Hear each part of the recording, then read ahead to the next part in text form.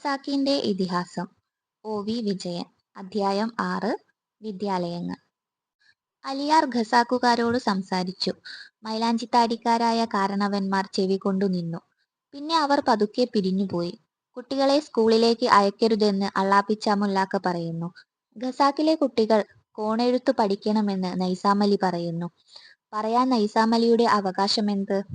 അറബിക്കുളത്തിലെ പാതിരാക്കുളി, രാജാവിന്റെ പള്ളിയിലെ സർപ്പശയനം, ചതുപ്പിൽ കത്തിയെരിഞ്ഞ വെടിമരുന്നിന്റെ പാട്, വെളിമ്പുറങ്ങളിൽ രാത്രിയിലൂടെ മൂളി മൂളി കടന്നുപോകുന്ന പ്രവചനസ്വരം. അവനോടെ സത്യമെന്നാ? അവർ അന്യോന്യം ചോദിച്ചു. അവരോർത്തു മൊല്ലാക്ക നൈസാമലിയെ ശപിച്ചത്, ജപിച്ചു മണ്ണുവാരിയെറിഞ്ഞപ്പോൾ മൊല്ലാക്ക അടിതെറ്റിയത്. ഷെയ്ഖ് തമ്പുരാനോട് സത്യം, അവർ പറഞ്ഞു. അപ്പടിയാനാൽ മൊല്ലാക്ക പൊയ്യാ? അവർ വീണ്ടും ചോദിച്ചു. മൊല്ലാക്കയും സത്യം താൻ, അവർ പറഞ്ഞു. അതെപ്പിടി? സത്യം പലത്. അവർ അസ്വസ്ഥരായി. ഞാറ്റുപുരയിൽ എന്താ എന്താ ശിവരാമൻ നായരെ? രവി തെല്ല ആകാംക്ഷയോടെ ചോദിച്ചു.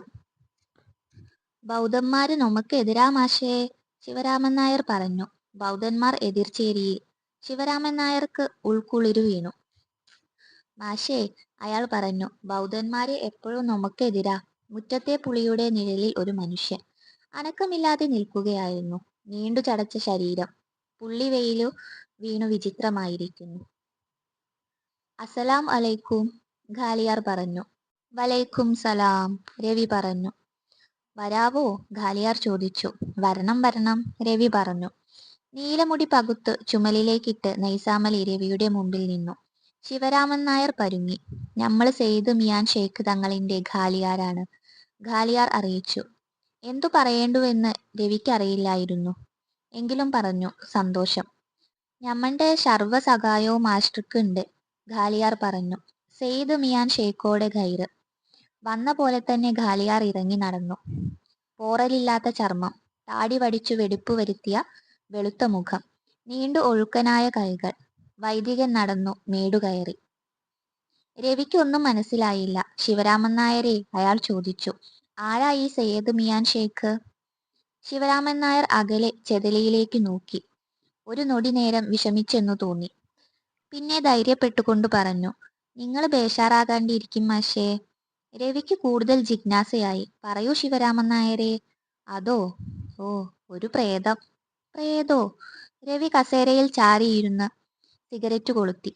ആ അനാസ്ഥ ശിവരാമൻ നായർക്കു പിടിച്ചില്ല. പ്രേതം നേരെന്യാ മാഷേ, അയാൾ പറഞ്ഞു. പക്ഷേ ബൗദ്ധന്റെ ആ പ്രേതം മ്ലേച്ഛപ്പെട്ട ആത്മാവാണ്. അത്രയ്ക്ക് ഊറ്റെന്ന് പറയാനുമില്ല. നമ്മുടെ മുതുകുളത്തിയമ്മയുടെ കാവിലെ ആ വല്യ കഥന പൊട്ടിയാലേ ഈ ബൗദ്ധപ്രേതം തൂറൂന്ന് വെച്ചോളീൻ. പിന്നെ ശിവരാമൻ നായർ ഒരു കാവ്യം ചൊല്ലി.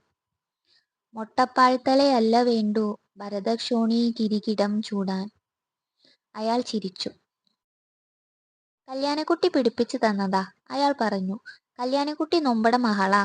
എന്നാലും മേശേ, അതിലെ സംഗതി നേരല്ലേ? അതിനെന്തു സംശയം, രവി പറഞ്ഞു. പക്ഷെ വീട്ടിലേക്ക് തിരിച്ചു നടക്കുമ്പോൾ ശിവരാമൻ നായർ അറിയാതെ ചെതലിയുടെ നേർക്കു നോക്കിപ്പോയി. കാട്ടുതേനാട്ടികളിൽ വലിയൊരു മേഘത്തിന്റെ നിഴലു വീണു. ഗ്രഹണം പോലെ മല കറുത്തു. ശിവരാമൻ നായർക്ക് ഉൾക്കിടിലമുണ്ടായി. വീട്ടിൽ ചെന്നു കയറുമ്പോൾ ഭാര്യ നാരായണിയമ്മ തിണ്ണയിൽ നിൽക്കുകയായിരുന്നു. ഈറൻ തൂവൽ തുമ്പു മാത്രം ചുറ്റി നിന്ന് മേത്തു ചന്ദനം പൂശുകയാണ്. 30 കൊല്ലം മുമ്പ് പുടമുറി രാത്രിയിൽ കണ്ട നാരായണി തന്നെ. വിലങ്ങനെ വളർന്നിരുന്നെന്നു മാത്രം. നെറ്റിക്കിരുവശവും 2-4 വെള്ളിനാരുകൾ തെളിഞ്ഞിരുന്നെന്നു മാത്രം. അല്ലെങ്കിൽ എല്ലാം ആ രാത്രി തന്നെ. മഞ്ഞളിന്റെ നിറം. മുലക്കുഞ്ഞിന് തളർത്താൻ കഴിയാത്ത കല്ലൻ മുലകൾ. ഓ, നായരുടെ അരിശം തീർന്നോ? നാരായണിയമ്മ ചോദിച്ചു. സ്കോളൊക്കെ നടത്തിക്കൊടുത്തോ? ശിവരാമൻ നായർ കേട്ടില്ലെന്ന് നടിച്ചു. നമോ നമ, അയാൾ പറഞ്ഞു. കല്യാണിട്ടിയെ, പഴയ ചോറുണ്ടോടി? കല്യാണിക്കുട്ടി അടുക്കളയിൽ നീങ്ങുന്ന ശബ്ദം കേട്ടു. വളയുടെ ശബ്ദം, പാദസരം. ഈരഴത്തോർത്തുടുത്ത് നാരായണിയമ്മ തിണ്ണയിൽ ഉലാത്തി. ആദ്യമായി അവൾ അങ്ങനെ ചെയ്തത് വർഷങ്ങൾക്കു മുമ്പാണ്. അന്ന് അയാൾ അവളെ ശാസിച്ചു. നാരായണിയമ്മ പിറ്റേന്നും തോർത്തുടുത്ത് കാശുമാലയും നീലക്കൽ പതക്കവുമിട്ട് മുറ്റത്തു നിന്നു. ആദ്യമായി അവൾ ഞാറ്റുപുരയിൽ തനിച്ചുപോയപ്പോൾ അയാൾ പോകരുതെന്നു പറഞ്ഞു. അവൾ വീണ്ടും പോയി. നാരായണി, അന്നു ചോദിച്ചത് ശിവരാമൻ നായർ ഓർക്കുന്നു. ആരായിരുന്നു ഞാറ്റുപുരയുടെ മുറ്റത്ത്? മൗനം. വീണ്ടും ചോദ്യം. കുപ്പു. നാരായണിയമ്മ പറയുന്നു. പനകേറ്റക്കാരൻ കുപ്പു. എന്തിനെ വന്നത്? തീ തരുമോന്ന് ചോദിക്കാൻ. ചെത്തുകാരൻ കുപ്പുവിനെ ഓർമ്മ വന്നു. അലിയാരുടെ ചായപീടികയുടെ മുമ്പിൽ അത്താണിപ്പുറത്തു കെണി പറഞ്ഞ് കുത്തിയിരിക്കുന്ന കുപ്പുവല്ല. മാറിലും കൈപ്പടങ്ങളിലും പൊന്നയിരിന്റെ തടങ്ങൾ പോലെ തഴമ്പുകെട്ടിയ ചെത്തുകാരൻ. വർഷങ്ങൾ കഴിഞ്ഞ് കല്യാണിക്കുട്ടിയുടെ മുഖത്തു നോക്കുമ്പോൾ ആ വടിവൊത്ത മൂക്കിലും പതിഞ്ഞ ചുണ്ടിലും മറ്റേതോ മുദ്ര കണ്ടെത്താൻ നോക്കുന്നു. മനസ്സ് കയ്ക്കുന്നു, തരിക്കുന്നു. വീണ്ടും ദുരൂഹമായൊരു സാധനയിലൂടെ ആ കയ്പ് മറക്കുന്നു. ഖസാക്കിൽ 2 വിദ്യാലയങ്ങളുണ്ട്. അള്ളാപ്പിച്ച മൊല്ലാക്കയുടെ ഓത്തുപള്ളി രാവുത്തന്മാർക്ക്, പിന്നെ ഹിന്ദുക്കൾക്കായുള്ള എഴുത്തുപള്ളി. 3 തലമുറകളായി പണിക്കന്മാരാണ് എഴുത്തുപള്ളി നടത്തിപ്പോന്നത്. ഇതിനു പുറമെ 6 നാഴികയകലെ കൂമൻകാവിലെ പ്രാഥമിക വിദ്യാലയത്തിൽ ചെന്നാൽ കോണെഴുത്തും കണക്കും പഠിക്കാം. ഖസാക്കിൽ നിന്ന് കുട്ടികൾ അങ്ങോട്ട് പോകാതെയല്ല, ആ വഴി അത്രയും ചെല്ലാൻ അധികം പേർ മുതിർന്നില്ലെന്നു മാത്രം. എഴുത്തുപള്ളിയാകട്ടെ കൂമൻകാവിലെ പ്രാഥമിക വിദ്യാലയമാകട്ടെ അള്ളാപ്പിച്ച മൊല്ലാക്കയെ സ്പർശിച്ചില്ല. ഓത്തുപള്ളിയിലെ ഭദ്രാസനത്തിലിരുന്നു കൊണ്ട് അയാൾ ഖസാക്കിന്റെ പുരാണം പഠിപ്പിച്ചു.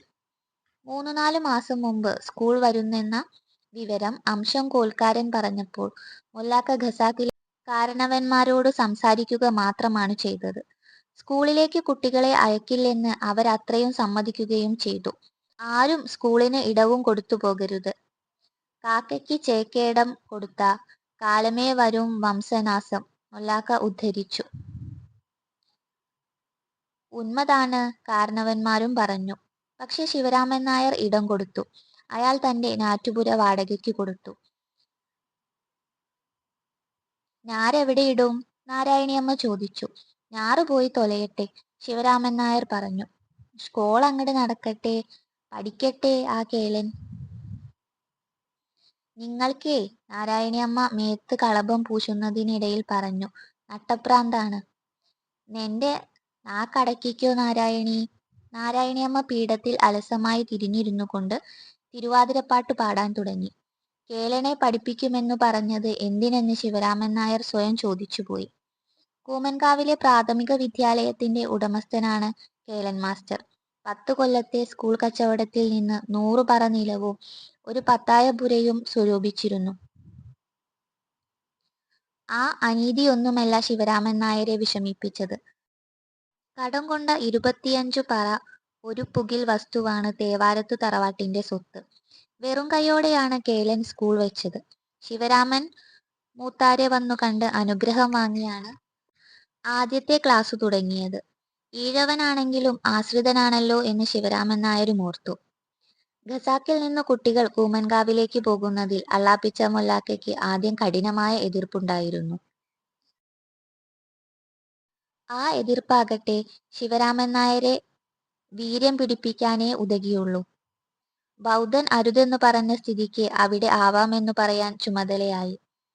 എങ്കിലും അവസാനം ഖസാക്കിൽ നിന്നു പോയത് 5-6 സാഹസികന്മാർ മാത്രമായിരുന്നു.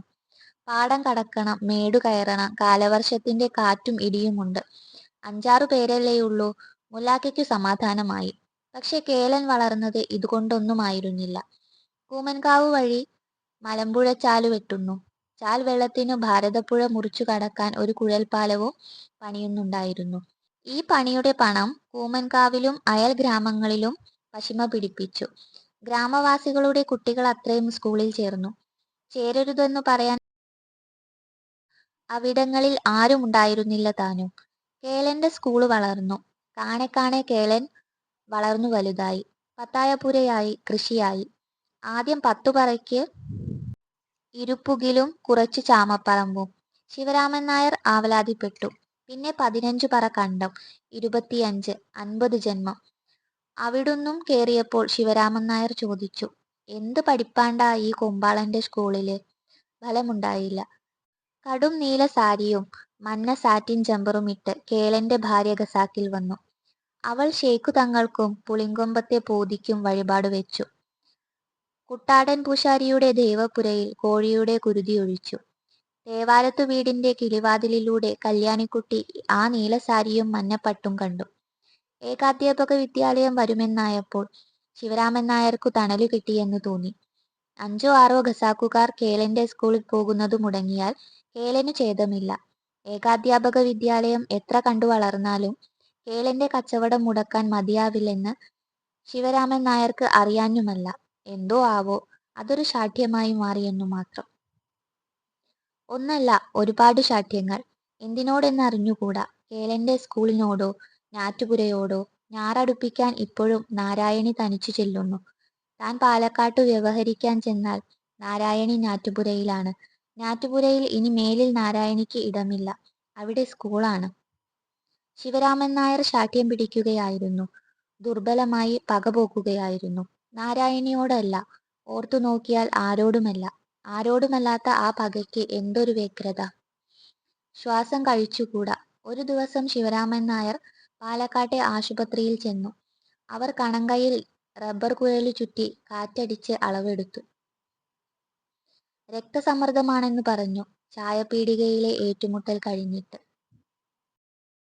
എപ്പിടിയോ ആകട്ടോ, അന്ന് രാത്രി തിത്തീബിയുമ്മ ഭർത്താവിനോട് പറഞ്ഞു. മൊല്ലാക്ക പിള്ളത്തിണ്ണയിൽ ഇരുന്നുകൊണ്ട് ചെരുപ്പിന്റെ വാറു തുന്നിപ്പിടിപ്പിക്കുകയാണ്. ഷേക്ക് തമ്പുരാൻ ഞമ്മൾനെ മറക്കാത്, തിത്തീബിയുമ്മ പറഞ്ഞു. മൊല്ലാക്ക മറുപടി പറഞ്ഞില്ല. പാനീസു വിളക്കിന്റെ നിഴൽ പരപ്പിൽ സൂചിയിൽ നൂലു കോർക്കാൻ ശ്രമിക്കുകയായിരുന്നു. ഏൻ ചെരുപ്പ് വാങ്ങാതെ വന്തീങ്കോ, തിത്തീബിയുമ്മ ചോദിച്ചു.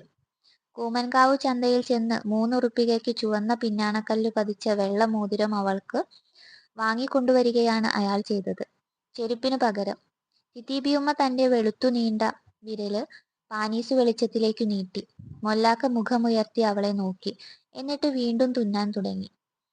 മോതിരമിട്ട കയ്യ് നെഞ്ചത്തമർത്തിക്കൊണ്ട് തിത്തീബിയുമ്മ പറഞ്ഞു. ഭോജരാജാവായ തമ്പുരാനെ, ഷേക്ക് തങ്ങളെ, നിങ്ങ കാത്തോളീൻ. വാക്കുമാറി പലരും സ്കൂളിൽ ചേരാൻ പേരുകൊടുത്തു. ഇന്നലെ കുഞ്ഞാമിന പോലും പേരുകൊടുത്തു. നാളെ തിങ്കളാഴ്ച. സ്കൂളിൽ പഠിപ്പാരംഭിക്കുന്നു. സന്ധ്യ. സ്കൂളിനു നേരെ നോക്കിക്കൊണ്ട് മൊല്ലാക്ക പള്ളിത്തളത്തിലിരുന്നു. നിസ്കരിക്കാൻ വന്ന 2 കിഴവന്മാർ തിരിച്ചുപോയി. ഇരുട്ടിത്തുടങ്ങി. മൊല്ലാക്ക പള്ളിയിൽ തനിച്ചാണ്. സ്കൂളിൽ വിളക്കു തെളിഞ്ഞു. ഇഴതെറ്റിയ വെളുത്ത താടിരോമങ്ങൾ ഉഴിഞ്ഞുകൊണ്ട് അയാൾ ഒരുപാടു നേരം തളത്തിലിരുന്നു. ഞാറ്റുപുരയിലെ വിളക്കത്ത് ആ വിരുന്നുകാരൻ വായിക്കുകയാവണം. പഠിച്ചവരല്ലേ, അല്ലെങ്കിൽ ആ വിളക്കു തെളിച്ചു വെറുതെ ഇരിക്കുകയാവാം. ഒന്നത്രോളം ചെന്നെങ്കിലോ, മൊല്ലാക്ക സ്ഫുടതയില്ലാതെ ചിന്തിക്കുകയായിരുന്നു. ചെന്നിട്ടെന്താണ് പറയുക? ആ മനുഷ്യനെ നേരിൽ കാണുക പോലും ഉണ്ടായിട്ടില്ല. കാണാൻ നന്നെന്ന് ഖസാക്കുകാരികൾ പറയുന്നു. സ്കൂളിൽ നിന്ന് മൊല്ലാക്കയുടെ കണ്ണുകൾ ചെതലിയിലേക്ക് തിരിഞ്ഞു. തമ്പുരാനെ, ഈ ഒറ്റയടിപ്പാത നീ എനിക്കു കാണിച്ചു തന്നു. മേടുകേറി പള്ളിയാലോരം പറ്റി. ഞാൻ അതിലൂടെ കടന്നു. കാലു വ്രണപ്പെട്ടു. എത്ര കൊല്ലം? ഓർക്കാൻ ത്രാണിയില്ല. മുന്നിരുട്ടു പുതച്ച ചെതലിയുടെ പുറകിൽ കാലടി വീണിട്ടില്ലാത്ത പെരുവഴികൾ തുറവ മൂടിക്കിടക്കുന്നു. യുഗാന്തര സ്മരണകളുടെ കർക്കിടകങ്ങളിൽ ആ പ്രഭവസ്ഥാനങ്ങളിൽ നിന്ന് കലക്കുവെള്ളങ്ങൾ താഴോട്ടൊഴുകി. വാർദ്ധക്യത്തിന്റെ ഒഴുക്കുചോറ് തന്നിൽ നിക്ഷേപിച്ചുകൊണ്ട് അവ വീണ്ടും ഒഴുകിക്കടന്നു. അവയുടെ മുകളിൽ ചെതലിയുടെ മിനാരങ്ങളിൽ ഷേക്ക് തമ്പുരാൻ മാത്രം കാവൽ നിന്നു. വടിയും കുത്തി അള്ളാപിച്ച മൊല്ലാക്ക പള്ളിമുറ്റത്തിറങ്ങി നിന്നു. പുക ചേർന്ന പാനീസു വെളിച്ചം ഒരു താമരയില വട്ടം തെളിയിച്ചു. വീട്ടിലേക്കുള്ള നീണ്ട ചവിട്ടടിപ്പാത ഞാറ്റുപുരയും താണ്ടിയാണ് കടന്നത്. പള്ളിയുടെ പടിക്കൽ മൊല്ലാക്ക വീണ്ടും ഇത്തിരി നിന്നു. തെല്ലുനേരത്തേക്ക് ഞാറ്റുപുരയിലെ അജ്ഞാതനോട് സഹതാപവും സ്നേഹവും പോലും അയാൾക്കു തോന്നി. നിർദോഷിയായ പഥികൻ. മൊല്ലാക്കയോർത്തു, കർമ്മബന്ധത്തിന്റെ ഏതു ചരടാണ് നിങ്ങളെ ഈ വഴി കൊണ്ടുവന്നത്? അതോർത്തു നിൽക്കുമ്പോഴാണ് ഞാറ്റുപുരയിലെ വിളക്കണഞ്ഞുപോയത്. ഈ അധ്യായം ഇവിടെ അവസാനിക്കുന്നു. നിങ്ങളുടെ അഭിപ്രായങ്ങളും നിർദ്ദേശങ്ങളും കമന്റിൽ രേഖപ്പെടുത്തുമല്ലോ. കൂടുതൽ വീഡിയോകൾക്കായി ചാനൽ സബ്സ്ക്രൈബ് ചെയ്യൂ.